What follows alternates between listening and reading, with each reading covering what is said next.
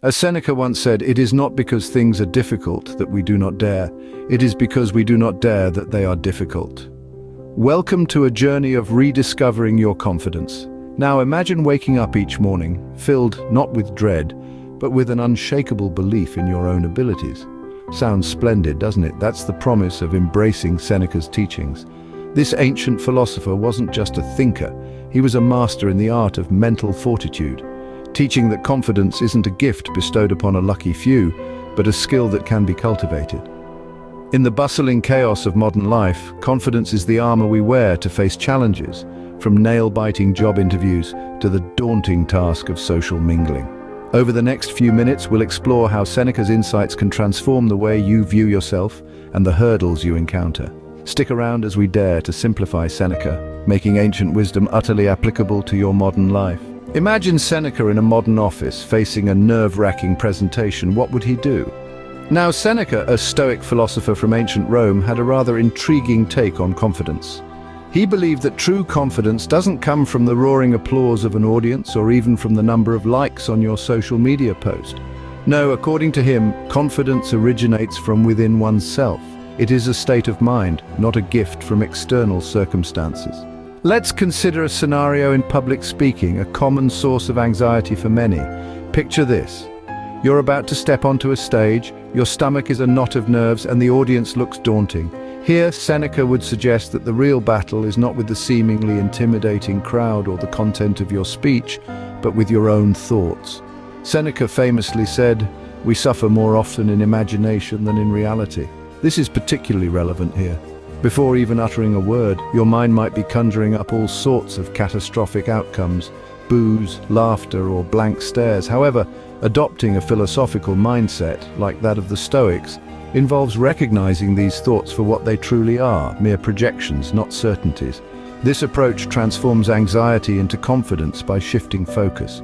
Instead of fixating on potential external reactions, the focus turns inward, questioning why these thoughts emerge and whether they hold any truth. This internal dialogue is where you find your power and, ultimately, your confidence.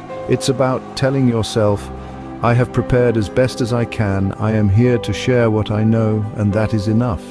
It's about understanding that the podium, the stage, or the room is not inherently frightening or supportive. It's neutral. Your perception of it isn't. So, if Seneca were here, he'd probably tell you that the podium is less daunting than your mind makes it out to be. Seneca quipped, "Luck is what happens when preparation meets opportunity." How might we use this to boost our confidence? Let's dive into the profound simplicity of this idea. Confidence, often seen as something innate or bestowed upon a fortunate few, can actually be cultivated through diligent preparation. It's like building a bridge over the river of doubt. Take, for instance, the world of job interviews. Most of us have felt that stomach-churning mix of excitement and terror at the prospect. Now, imagine walking into an interview room, armed not just with a resume, but with in-depth research about the company, rehearsed answers to common questions, and even some thoughtful questions of your own. This level of preparation doesn't just make you appear confident, it actually fills you with genuine self-assurance. You're no longer hoping for luck, you're ready to create it. Switching tracks, let's consider athletic competitions. Why do athletes train relentlessly? It's not just to enhance physical strength or technique, but also to fortify their mental resilience. When a runner takes their mark, the confidence they exude is not merely from their physical readiness, it's from the hundreds of hours spent preparing for that very moment. Each practice session is a brick added to the fortress of their confidence. Seneca's wisdom underscores a universal truth. The more thoroughly we prepare, the smaller our fears become. If we dissect our challenges, equip ourselves with knowledge, and rehearse our performance, what once seemed daunting becomes manageable.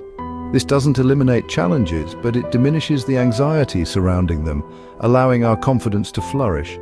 So, whether it's presenting at a conference, negotiating a deal, or even going on a first date, the secret to confidence is much the same. Preparation transforms the unknown into the familiar, the feared into the manageable. Remember, when you're well prepared, you're just setting the stage for your own luck. Ever bombed a job interview or flubbed a date? Even Seneca faced setbacks. Imagine, if you will, the dignified philosopher himself, tripping over his toga at a Roman forum. Not exactly the epitome of grace, right? But here's where the magic of Stoicism kicks in. It's not about never failing, it's about handling failure with finesse and learning from it. Seneca, a sage of ancient times, once said, "The art of living is more like wrestling than dancing." Quite vivid, isn't it? In life's grand arena, the ground will sometimes shift under our feet. When we try something new, like launching a business venture or embarking on a personal project, failure isn't just a possibility, it's almost a given. The question isn't if we will encounter setbacks, but how we will respond when we do. This Stoic mindset encourages us to view each obstacle as a stepping stone. Failed that job interview, it's a chance to refine your approach. Botched that first date, it's an opportunity to learn what not to do next time. The key is in shifting our perspective to see these not as insurmountable blockades, but as invaluable lessons. Seneca also offers this gem. A gem cannot be polished without friction, nor a man perfected without trials. Think of each failure as a bit of that necessary friction, polishing us into finer, more resilient versions of ourselves. Whether it's a new business that struggles to get off the ground or a project that doesn't pan out, each setback is rich with potential insights. What does embracing failure look like in practice? It means taking a moment to step back and analyze what went wrong without personal judgment or despair. It involves crafting a plan to move forward armed with new knowledge and an unshaken will. In the grand scheme of life, a stumble may just be a step, the Stoic way. Now, how do we turn these philosophical musings into daily confidence boosts? Let's dive into some practical steps that not only echo the wisdom of Seneca but can also be seamlessly integrated into your daily routine. Firstly, consider the art of journaling. This isn't just about documenting events, but reflecting on them through a Stoic lens. For instance, after a challenging day, instead of merely recounting events, ask yourself, what did this experience teach me? How did I handle adversity? Did I act in accordance with my values? This reflective practice fosters a deeper understanding of oneself and cultivates a resilient and confident mindset. Moving on, setting small, achievable goals is another effective method. Seneca once said, "It is not because things are difficult that we do not dare, it is because we do not dare that they are difficult." Break your larger objectives into smaller, manageable tasks. Completing these can boost your sense of accomplishment, thereby enhancing your confidence. It's about building momentum one small victory at a time. Lastly, let's talk about mindfulness and meditation. These practices help in maintaining a tranquil mind and a focused demeanor, both central to Stoic philosophy. Even a simple practice of 5 minutes of mindfulness each day can significantly decrease anxiety and increase your confidence. It's about being present in the moment, observing without judgment and returning to a state of inner calm. Remember, confidence isn't something you are magically bestowed with, it's cultivated through consistent practice and reflection. Each step you take is a brick in the fortress of your self-assurance. As you integrate these practices into your life, you'll notice a shift not only in your confidence levels, but also in your overall perspective. Stoicism teaches us to focus on what we can control and let go of what we cannot, a vital lesson in the pursuit of confidence. Every day provides a new page in your journal of self-confidence. Let's quickly recap our journey with Seneca from philosophy to practice. We delved into the profound depths of Seneca's thoughts, uncovering a timeless roadmap to regaining confidence. He taught us that confidence doesn't just appear, it's cultivated through understanding, preparation, and the Stoic acceptance of failure. First, we explored how Seneca views confidence not merely as a feeling, but as a form of wisdom. It's about knowing yourself and your capabilities, which in turn dispels the clouds of doubt. Then we discussed the pivotal role of preparation and practice. As Seneca might say, the battlefield of life is less daunting when you've rehearsed your strategies.